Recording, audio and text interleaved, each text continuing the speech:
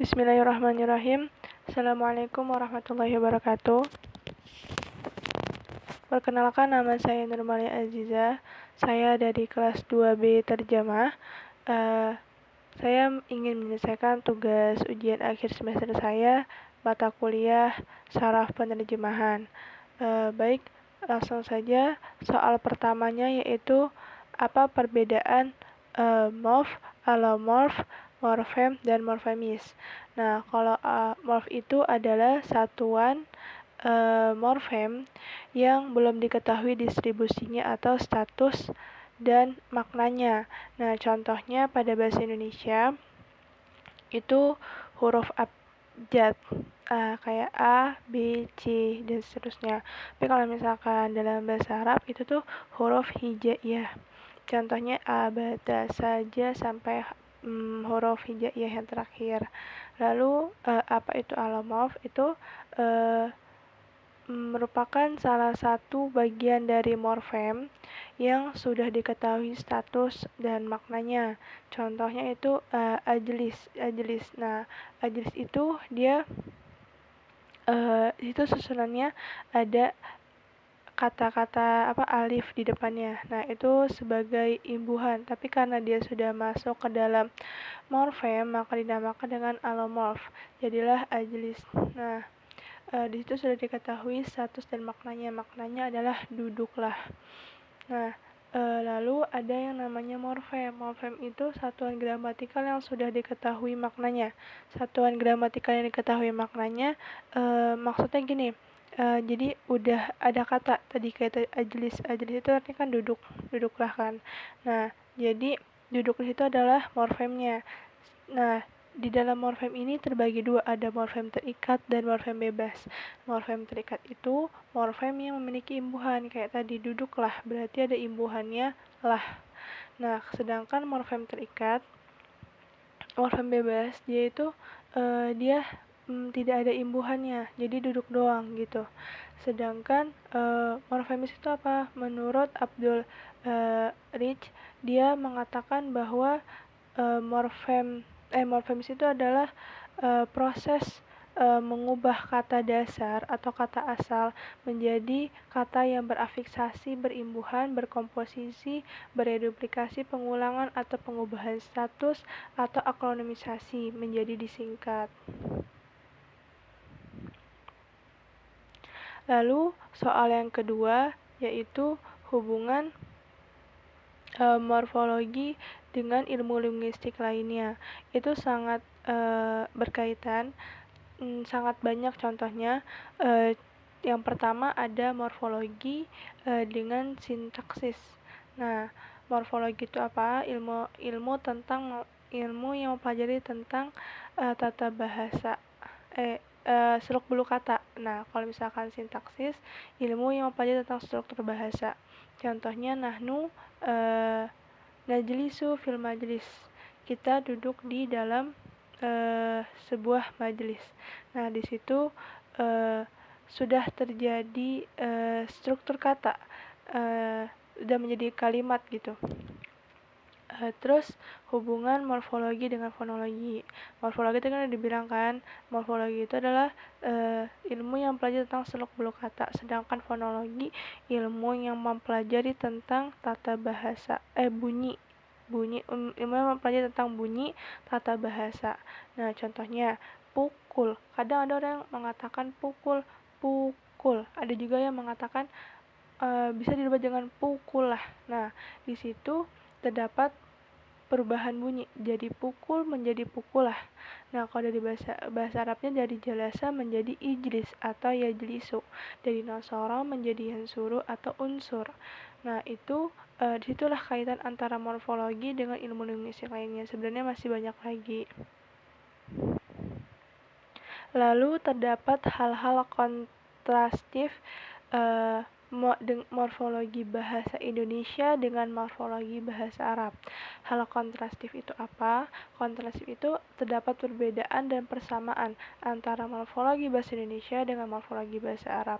Nah, yang pertama, di dalam bahasa Arab itu kita mengenal ada muzakkar, ada muannas. Ada kalimat yang namanya muzakkar dan muannas. Contohnya apa? Huwa yazhabu ila suq. Dia pergi ke pasar. Dianya siapa? Dianya laki-laki, di situ diketahui. Karena dia memakai damir huwa dan fiil mudhari'nya itu yazhabu. Sedangkan contoh yang kedua itu hiya tazhabu ila suq. Dia laki-laki, dia perempuan pergi ke pasar. Di situ sudah jelas dia menggunakan hiya. Hiya tuh damir yang digunakan untuk perempuan. Sedangkan fi'il mudhari'nya dia mengikut untuk perempuan juga, yaitu tazhabu. Lalu dari segi kala itu adalah waktu. Nah, kalau dalam bahasa yang pertama tadi, kalau dalam bahasa Indonesianya dia cuma dikenal satu doang. Nggak ada dia laki-laki, nggak ada dia perempuan, jadi dia pergi ke pasar gitu doang. Kalau yang kedua, kontrastifnya adalah dia berdasarkan kala itu adalah waktu. Dalam bahasa Arab kita mengenalnya fi'il madi, fi'il mudhari, fi'il amar. Nah, fi'il madi ini menunjukkan zaman yang telah berlalu. Berarti kalau dalam bahasa Indonesia dia sudah lampau kan. Nah, kalau dalam fi'il mudhari berarti dia sedang terjadi atau akan terjadi. Nah, fi'il amar itu akan terjadi, tapi dia berupa perintah gitu. Nah, pada contohnya itu adalah kalau fi'il madi, intahal imtihan, ujian telah selesai. Nah, itu contoh bahasa Arabnya intahal imtihan. Bahasa Indonesianya ujian telah selesai. Di situ sudah dibubuhi dengan kata telah. Berarti zamannya telah berlalu. Lalu contoh pada fi'il mudhari'nya yaitu ya'kuluna ruzzu. Mereka sedang makan nasi. Berarti di situ tuh sudah dibubuhi kalimat bahasa Indonesianya dengan kata sedang. Nah, sedangkan bahasa Arabnya sudah dikatakan itu fi'il mudhari itu tuh ya'kulu. Nah, kalau fi'il amarnya la taqrabuz zina. Jangan kamu dekati zina. Berarti itu ada sebuah larangan. Nah, berarti jangan kamu dekati zina. Itu fi'il nahi ya. Itu untuk fi'il nahi. Tapi kalau misalkan fi'il amar, af'al ma syi'ta. Kerjakan apa yang engkau ingin kerjakan. Nah, di situ tuh af'al berarti akan datang, pekerjaannya baru akan diperbuat. Nah, lalu berdasarkan kata ganti orang, yang ketiga ya, berdasarkan kata ganti orang. Kalau dalam bahasa Arab kita dengar isim damir, itu kata ganti orang. Kata ganti orang pertama biasanya ana, kata ganti orang kedua adalah anta atau anti untuk laki-laki dan perempuan, dan kalau misalkan kata ganti orang ketiga adalah hum. Dalam bahasa Indonesianya ya, hum itu dia menggunakan hum untuk laki-laki dan huna untuk perempuan. Kalau dalam bahasa Indonesia kata ganti orang pertama adalah saya, kata ganti orang kedua itu adalah kamu, kata ganti orang ketiga itu adalah mereka. Lalu kita buat contohnya. Kalau misalkan kata ganti orang pertama, ana ajlisu fil majlis, saya duduk di dalam majelis. Nah, berarti itu sudah menjadi kata ganti orang pertama. Sedangkan kata ganti orang kedua, anta tajlisu, anta tajlisu, anta tajlisu fil majlis juga bisa. Nah, itu untuk kata ganti orang kedua, kamu.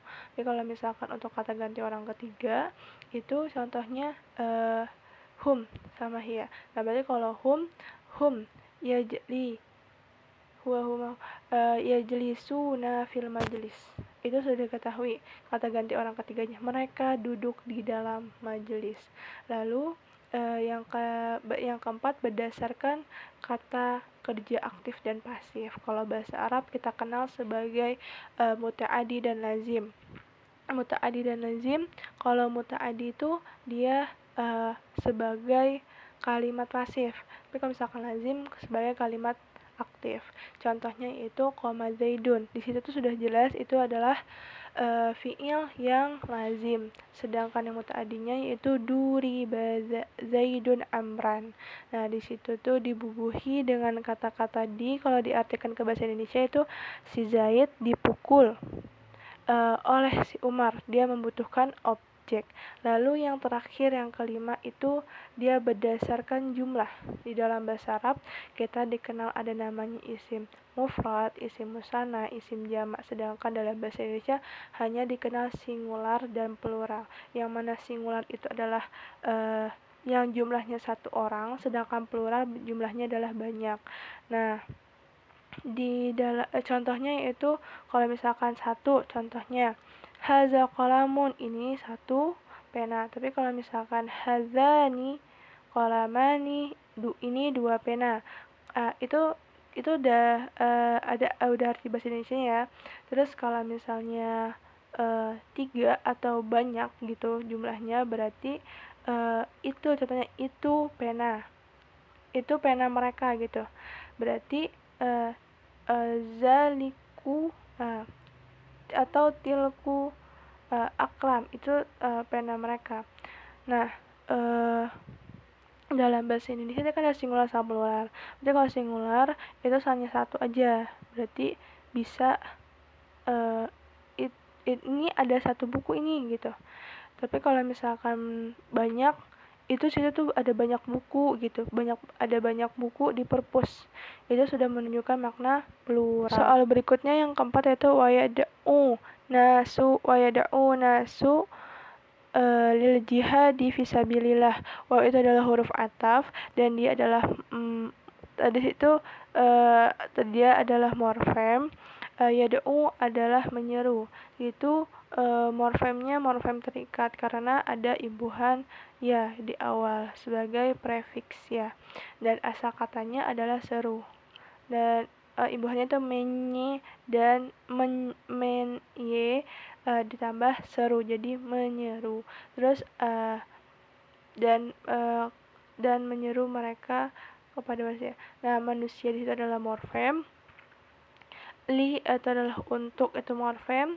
Jihadi adalah morfem juga, jihad. Berjihad berarti dia morfem terikat karena dia memiliki imbuhan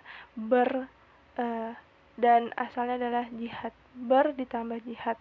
Lalu fi adalah di morfem, sabila ada jalan, lillah itu Allah, morfem juga. Lalu untuk kalimat untuk soal terakhir adalah i'lal dan kaidah-kaidahnya. I'lal itu apa? I'lal itu adalah ilmu tentang bahasa Arab yang mempelajari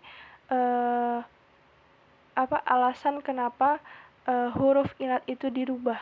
Huruf ilat itu dirubah karena apa? Karena digunakan untuk supaya memudahkan dan meringankan, baik itu dengan cara dihazafkan, diganti, ditukar, atau atau ditambahkan. Nah, contohnya itu kaidah-kaidahnya itu ada banyak. Contohnya pada contoh koma, asalnya adalah kawama. Koma di situ kenapa asalnya kan kawama? Berharkat waw, berharkat fathah waw dan fathah huruf sebelum, maka ditukar waw tadi menjadi alif karena fathah huruf sebelum, dan jadilah koma karena juga berat harkat di atas fathah di atas waw. Dan yang kedua kaidahnya contohnya yaqumu menjadi asalnya adalah yaqwumu. Nah, itu berharkat domah di atas waw, lalu sakin huruf sebelum, maka dipindahkanlah harkat waw kepada huruf sebelum karena berat domah di atas waw, jadilah yaqumu. Lalu pada contoh so'inu menjadi sona, itu tuh sawana, itu tuh caranya kaidahnya berharkat waw atau ya, lalu di sebelumnya adalah ada alif zaidah, maka ditukarlah waw tadi menjadi hamzah, karena alif hamzah karena alif huruf sebelumnya dan berat juga, maka jadilah